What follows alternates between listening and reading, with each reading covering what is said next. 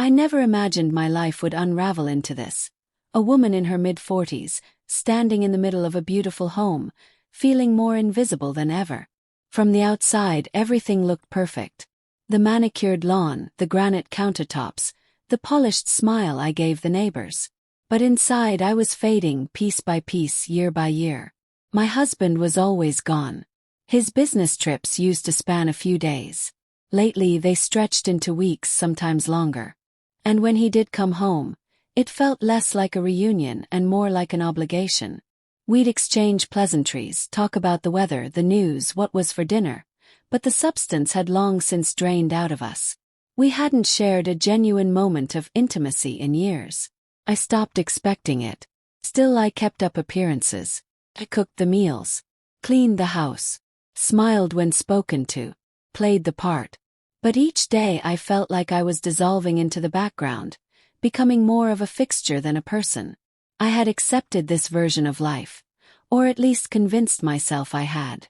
Then, early that spring, he told me he'd be leaving again, this time nearly a month away. I nodded as I always did. I didn't ask questions. I didn't protest. What was the point? My silence had become part of the routine. Just a week after he left, Aiden came home from college for spring break. 22 now. Tall, thoughtful, respectful. I had helped raise him since he was in middle school, and our bond had always been quiet, polite, a little distant. The kind of relationship built on mutual respect rather than deep connection. But this time something was different. It wasn't inappropriate. Not at first. But it was different. I noticed the way his eyes lingered a moment longer than usual, how his compliments shifted from casual to almost personal. "You look beautiful today," he said one morning while we stood in the kitchen. His tone was gentle, warm, not joking, not playful. I laughed it off, but something inside me stirred. Flutter. A reminder that I was still a woman, not just a wife or a stepmother or a ghost in a nice house. We began spending more time together, though I told myself it was just coincidence. He'd help carry groceries in, offer to cook dinner with me, sit nearby during late-night movies. But I wasn't blind. I felt the tension, subtle but growing, in the way his hand brushed mine, in how he stood close enough to feel the warmth of his skin. One evening, we sat on the porch watching the sunset, wrapped in that strange mix of golden light and silence. He turned to me and said he admired the way I held the family together, how strong I was for his father. His voice was sincere, vulnerable. I didn't know how to respond. It had been so long since someone had seen me, really seen me. That night I couldn't sleep. I kept replaying our conversation, the way his eyes had softened when he looked at me, how I hadn't pulled away. I told myself it was harmless, just loneliness, but deep down I knew better. I had crossed an emotional threshold I couldn't uncross. Thursday evening everything changed. The rain came suddenly, pounding against the windows like a warning. Then the lights went out. The whole house fell into shadow, silent, still, fragile. I lit candles, trying to focus on the flickering flame instead of the tension building inside me. Aiden walked into the living room holding 2 glasses of wine.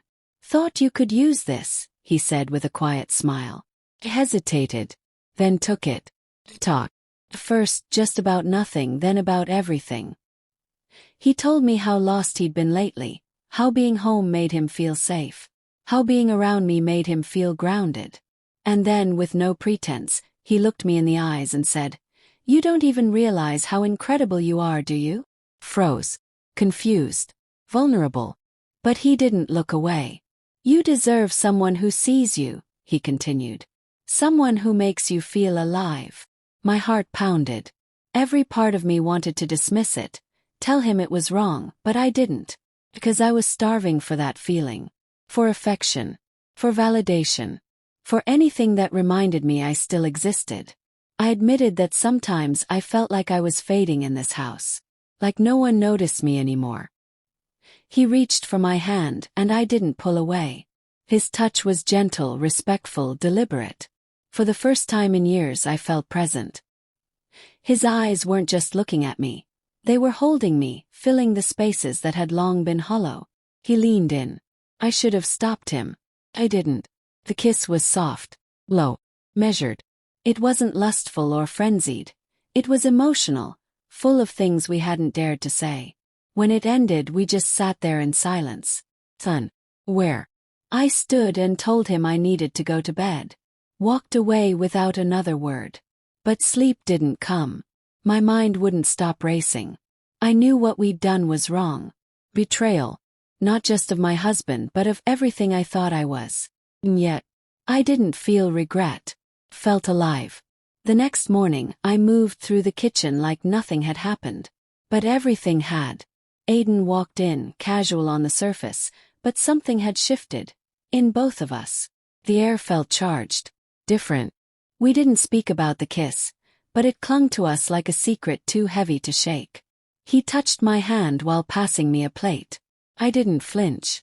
When he stood behind me, close enough to feel, I didn't move. I hated myself for wanting more. And I hated how easy it was to pretend like nothing had changed. The days passed in a blur. He spent more time at home than with his friends. He found excuses to be near me, movie nights, errands, walks. Our conversations grew deeper. He asked me questions no one had asked in years. About my dreams, my childhood, what I had given up. I realized how much of myself I had buried to keep a marriage alive that hadn't given me anything in return. I tried to set boundaries. Told him we couldn't keep doing this. That it was reckless. Dangerous. He nodded. Said he understood. But then, in the next moment alone, he'd whisper, "You don't have to keep pretending." And every time I'd feel the ground shift again. The night before he left, he didn't touch me. He just looked at me, eyes heavy with something between pain and affection. "I don't regret anything," he said quietly. "But I don't want to ruin your life either." He nodded. My throat tightened. I didn't know if I felt heartbreak or relief. When he left the next morning, I stood at the door like a stranger. No goodbyes. No promises. Just silence. The house returned to its stillness. But now that stillness felt like a coffin. My husband returned days later, unaware. He spoke of flights, meetings, hotel food.